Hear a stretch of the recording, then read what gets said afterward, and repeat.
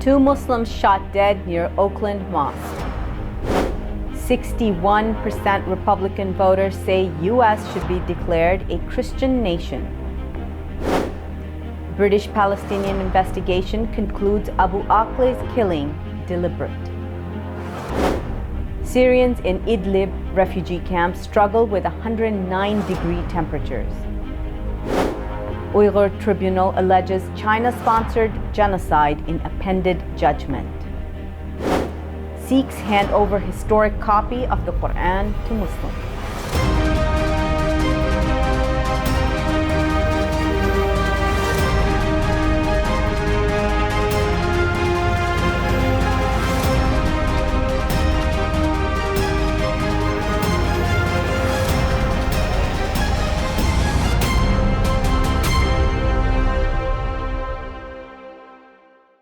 From Washington, D.C., this is the Muslim News on Muslim Network TV. Assalamu alaikum, I'm Hena Zuberi.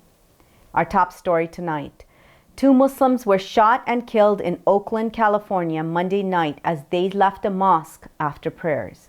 A car with multiple shooters drove by, opening fire on a crowd of people around the corner from the Oakland Islamic Center, the Oakland Police Department said at a press conference. Members of the center told SF Gate that the men had been at the mosque for prayer and to break their fast. Opened in 1990, the Oakland Islamic Center is a gathering place for the Muslim community, offering classes and a place for prayer, according to its website. Police have not released names of the victims in either incident. The motives for the shootings are under investigation, police said. According to a recent survey, 61% of Republicans support declaring the United States a Christian nation. Far-right Republican lawmakers who have recently invoked Christian nationalist messages appear to be representing a growing portion of their voter base. Stella, Rouse, and Shibli Telhani are professors at the University of Maryland who conducted the survey. They wrote in Politico magazine that they found that a majority of Republican voters do agree that such a declaration would be unconstitutional.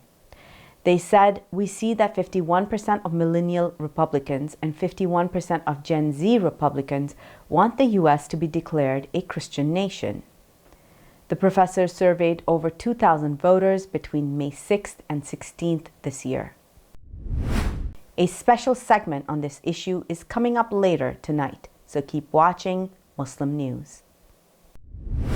The U.S. Presidential Election Reform Act aims to prevent another January 6th-style insurrection.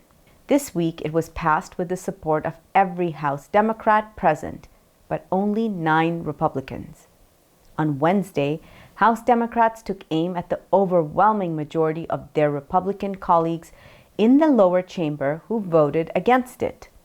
The proposed legislation was written by Representatives Liz Cheney, who is a Republican, and Zoe Lofgren, a Democrat.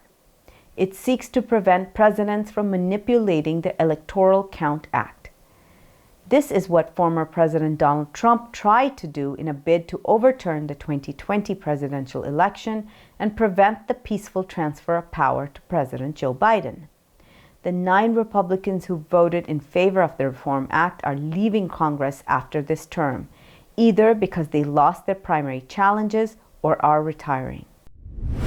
A 3-judge U.S. Federal Appeals Court panel ruled unanimously that Judge Aileen Cannon abused her discretion.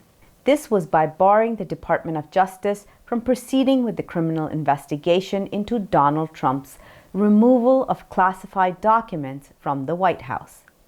Cannon was appointed by Trump during his term in office. The panel's scathing order granted a partial stay of Cannon's ruling stopping the DOJ's investigation. It was issued by 2 judges appointed by Trump and 1 by former President Barack Obama. They dismantled Cannon's legal reasoning for halting the Justice Department's criminal probe of documents.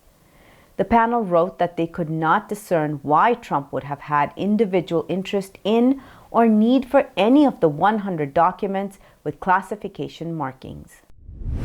The U.S. House Select Committee investigating the January 6, 2021 insurrection has reached an agreement with Virginia Ginny Thomas. She's the wife of Supreme Court Justice Clarence Thomas, who has agreed to be interviewed by the panel in coming weeks. Thomas's attorney, Mark Poaletta, confirmed the agreement in a statement.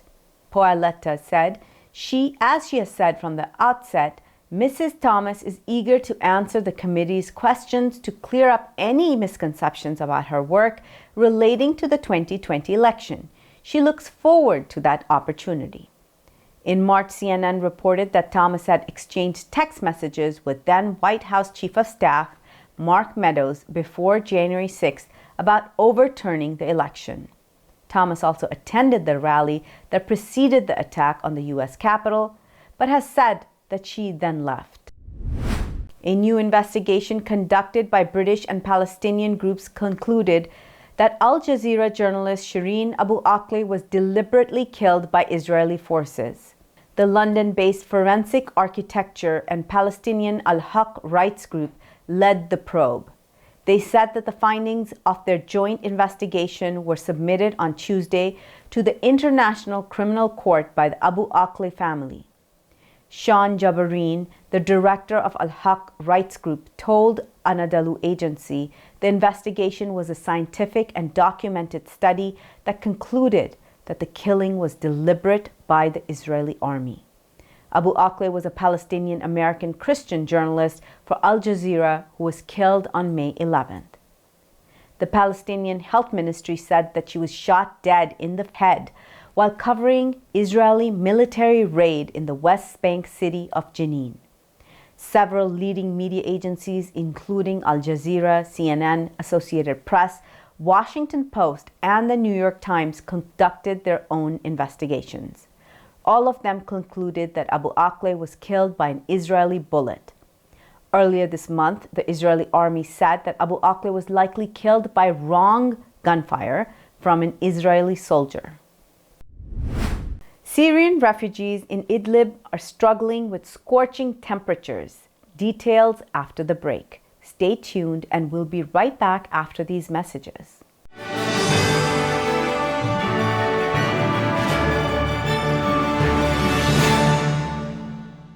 A free 3-minute online chat can give you the personalized tips you need to start boosting your retirement savings today. I am what hunger looks like in America. If I could be you, and you could be me for just 1 hour. Walk a mile in my shoes. Walk a mile in my shoes. Despite the development of a COVID-19 vaccine, millions around the world will not have access. We need a vaccine that's free and available to everyone, everywhere. It's time for a people's vaccine. We are Justice for All. Headquartered in the heart of downtown Chicago, Justice for All is a global humanitarian initiative dedicated to raising awareness for human rights concerns impacting vulnerable minority groups. Our diverse team of staff and volunteers, led by Imam Malik Mujahid, work tirelessly to help Justice for All achieve their goals.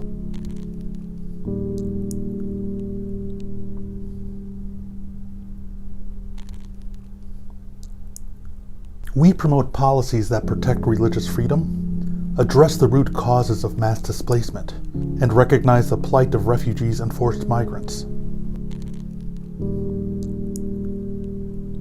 Together, we can continue to stand up for justice. Justice for all.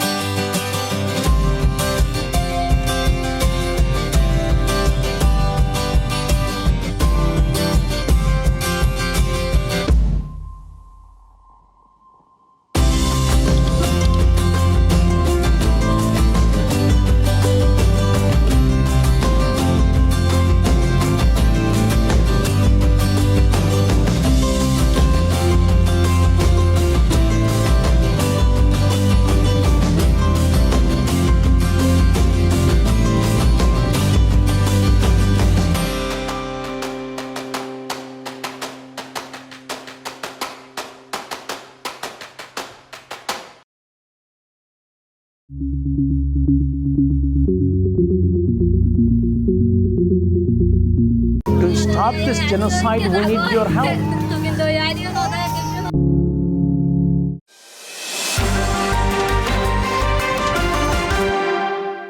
Welcome back.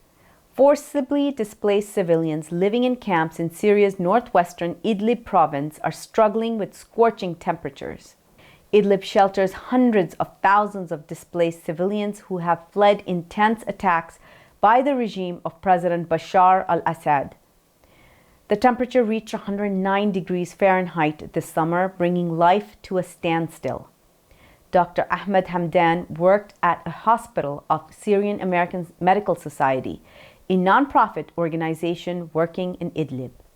He told Anadolu agency that the scorching temperatures cause various diseases such as food poisoning and heat cramps amongst children. He added that infants are particularly at risk as they catch diseases such as cholera and tetrachardia or have difficulties in breathing. The Syrian civil war began in 2011 when the Assad regime cracked down on pro-democracy protesters. According to UN estimates, hundreds of thousands of people have since been killed and millions more displaced. Azerbaijan handed over the bodies of 95 more Armenian soldiers killed in border clashes, which it says was caused by the provocation of the Armenian army. The bodies were handed over to Armenia through the International Red Cross, according to a statement by Azerbaijani State Commission for Prisoners of War, Hostages, and Missing Persons. Before the delivery, the bodies were examined by the staff of the Azerbaijani prosecutor's office and no traces of violence were found, it said. The search operations in the engagement area for Armenian soldiers who died in the clashes between September 12th and 14th continue, it added. While the Armenian government announced that 207 Armenian soldiers were either killed or went missing during the recent clashes, the Azerbaijani government said 80 of its soldiers were killed. Saudi Arabia has secured the release of 10 foreigners captured by Russia in Ukraine. Prisoners of war have been released and transferred to Saudi Arabia as part of a Russia-Ukraine exchange mediated by the Saudi Crown Prince. The prisoners were from different countries, including the United States and Britain.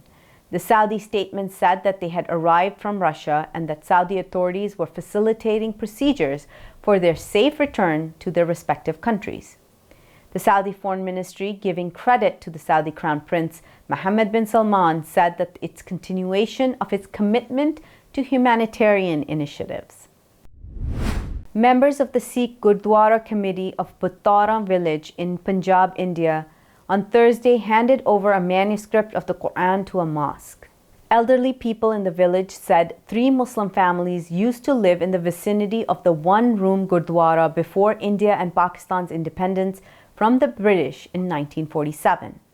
When they migrated to Pakistan, they handed over the holy book to the then custodian of the Gurdwara to ensure its safety.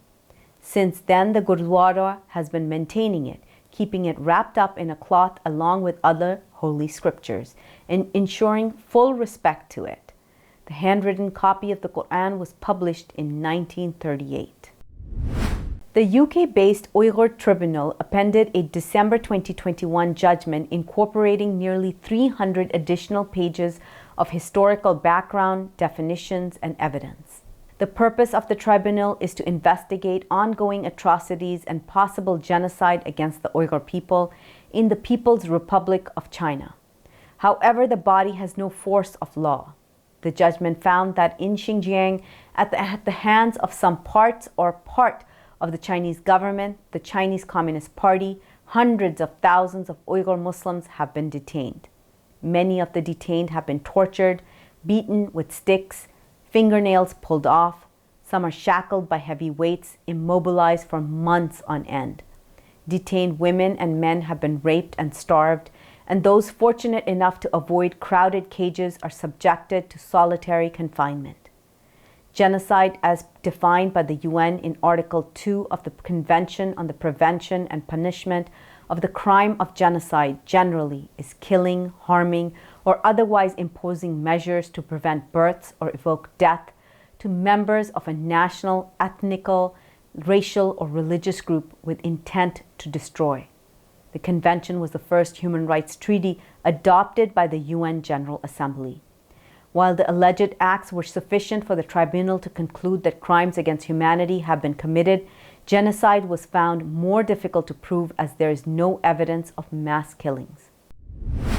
Denmark on Tuesday became the first member of the United Nations to pledge loss and damage funding that aims to compensate developing countries for the destruction wrought by the fossil fuel-driven climate crisis that the world's poor play little role in creating.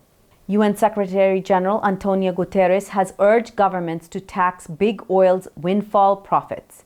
He has asked that they use the revenue to assist people enduring the devastating consequences of the worsening climate emergency.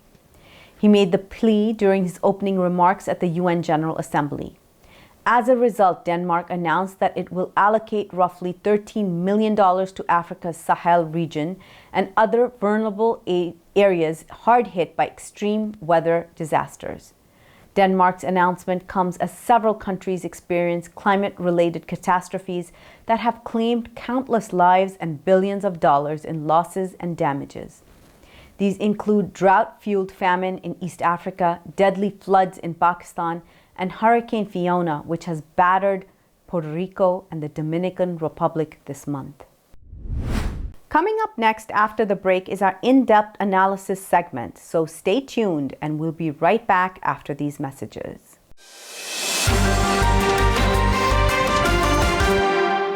If I could be you, and you could be me for just 1 hour, walk a mile in my shoes, walk a mile in my shoes.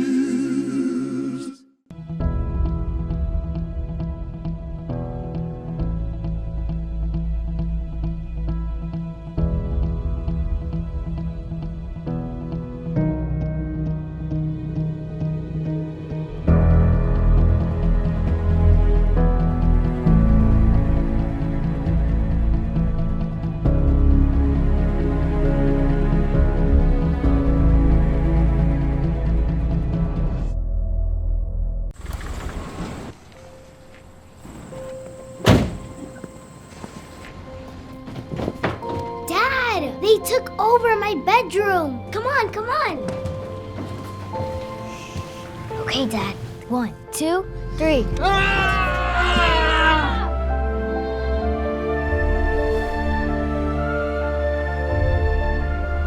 Dad!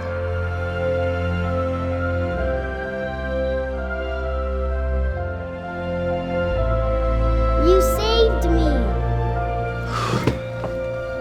Dad? Are you okay? I'm fine, dear.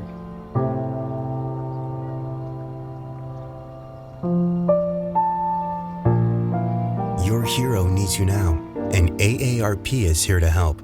Find the care guides you need at aarp.org/caregiving. Billboards are popping up all over the country with an... Our neighbors don't realize that Muslims are absolutely opposed to ISIS.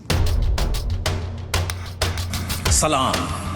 My name is Abdul Malik Mujahid. I'm an imam in Chicago. 16 shots! No justice! So how do we bring up the energy which can really have an impact on the world? You need to build bridges of understanding among people, and we need to have America moving forward. That lesson learned have brought the strength of humanity to America, which is the diversity. Mujahid Talks, only on Muslim Network TV. Faithfully connected.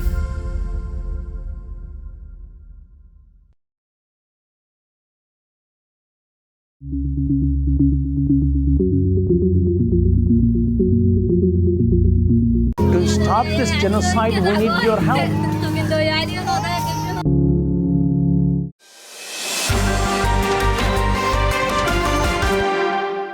Welcome back. Will we be soon living in a Christian nation? To discuss why Republican voters support declaring the U.S. a Christian nation, let's go to Imam Abdul Malik Mujahid. Over to you, Imam Mujahid. Thank you, Hena. Christian nationalism is rising, and now 61% of Republican voters say they will support declaring United States of America as a Christian nation. University of Maryland critical issues poll suggests that this conversation could find its place in 2024 presidential race. We have one of the person, a professor who has led this poll, Stella Rouse. Welcome to Muslim Network TV. Thank you. Happy to be here. Stella Rouse is Professor of Government and Politics and Associate Director of the University of Maryland Critical Issues Poll. So, did the results of your poll surprise you? A little. I wasn't expecting the number to be as high, and I certainly wasn't expecting the fact that even though a majority of Republicans would like to see the United States be a Christian nation, they said they would have this preference even though they admit that it's not constitutional. So that was a little surprising. A majority of Republican respondents said that they knew it was not constitutional, but even though it's not constitutional, they would still like to see the U.S. become a Christian nation. So is that one of the reasons some people are asking for constitutional convention? It could be, certainly on the right, to amend the Constitution. Some people believe that it should be a constitution based on divine Christian rights, and certainly there might be some movement in that area to make it so it is constitutional to do that, because I think many see it as being very difficult to apply Christian nationalism if in the Constitution it states that there is a separation between church and state. What is the trend? Did you did you ask the same question earlier? What is the trend here? Is it a rising number? We only have conjecture to know that it's a rising number. We have not trended these questions. These are more recent questions given the rise in Christian nationalism and the message by many Republican candidates and politicians making this message, because as we note in the article, Christian nationalism has been around for a long time, but it's usually operated on the fringes. Only a small percentage of people would even raise the issue of the U.S. becoming a Christian nation. And it has certainly taken much more mainstream hold in the Republican Party with people who are elected to Congress now, and those seeking to be either elected to Congress or to run to become governors are now running on a Christian nationalist message. What is Christian nationalism? Would you mind defining that for us? It's the desire to have the principles of a country run as a Christian nation with no separation between the church and state. So separation of church and state is the founding stone of our Constitution, isn't it? It is. It's very much one of the foundational stones of our country and our Constitution. And the founders were Christians who worshipped as a Christian, but they came up with this idea. How the founders did not find it suitable to declare it to be a Christian country? Well, because as you know, many of the founders came to the colonies because their religious practices were being persecuted in England. And so they found a place where they can practice their religion without interference from a government. And so that is why it became a foundation of our country, because many of the founding fathers had the experience of government interfering in their right to practice religion, and knew that a government that was run on one particular religion would likely persecute other religions. And so it was very purposeful, even though they were, as you noted, Christians, practicing Christians of different denominations, that there be this separation when the Constitution was written. So when they're looking for America to be a Christian nation based on which denomination? Well, that's a very good question, right? What do people mean when they say Christian nation? Obviously, as we write in the story, this desire is led by Republican white evangelicals. So 73% of, and I shouldn't say white because it was 73% of those who said that they were evangelical or born again Christians would like to see the U.S. become a Christian nation. And so I would imagine that, evangelicalism, Protestantism would be kind of a driving force of this, but we didn't specifically ask a question about denomination. So it's hard to really precisely answer that question. Were you able to ask questions similar to our correlation between those people who think the U.S. Should be declared a Christian nation and correlation with those people who approve of January 6th violence? Yes, we didn't run the crosstabs on that. I believe we do have that information. That's really interesting. But what we did do, and we had written about this in a previous story that we did, was we correlated it to those who feel that the white race is being persecuted and discriminated against. And so the numbers are pretty high. The correlation is pretty high. Those who feel that whites are being persecuted or being discriminated against, much more so than other groups, are much more likely to want to see the U.S. Become a Christian nation. Considering that, gun purchase is very high, purchase of ammunition is pretty high in the country, and almost all sort of people are buying guns, and conflicts, political conflicts, is also very high. Do you think you feel somewhat of a risk that people who like to turn it into a Christian nation might join in larger number to militias or those people who are willing to use violence to achieve their purpose? Yes, I think all these things are interrelated. We have seen militia groups like the Oath Keepers, many of which have Christian nationalist sentiments, and other groups like this that played a large role in January 6th and the attack on the Capitol. They have also risen in prominence with the election of Donald Trump. And so I think there's a significant fear that these things will come together, these militia groups, coupled with the ease of access of weapons in this country, and the desire to not only perhaps turn the country as a Christian nationalist country, but to deny other democratic principles by which this country was founded, like respecting the outcome of legitimate elections. I think all these things are tied together. Professor Rouse, what are the indicators which you have seen? Because of that, you write in your article in Politico that it is becoming mainstream. That it's becoming mainstream, right? Yes, that is the big concern, right? We have a lot of extreme views that have often operated on the fringes of our society, but with a couple of things I would say, right? With the advent of the internet and social media elevating a lot of these notions, along with having people elected to office that also profess these notions, it really has become much more mainstream than it previously has. And I should note that I think that the underlying thing of all these things, when you were talking about Christian nationalism, militias, the denial of other democratic principles, it really is, I think the underlying current is because of demographic change in this country, right? The United States is projected to become a majority minority country in the next 25, 30 years.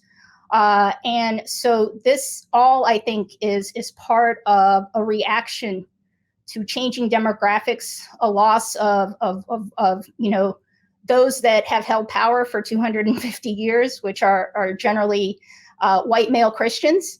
And so that, I think, undergirds all of this that we're seeing, including the rise of Christian nationalism.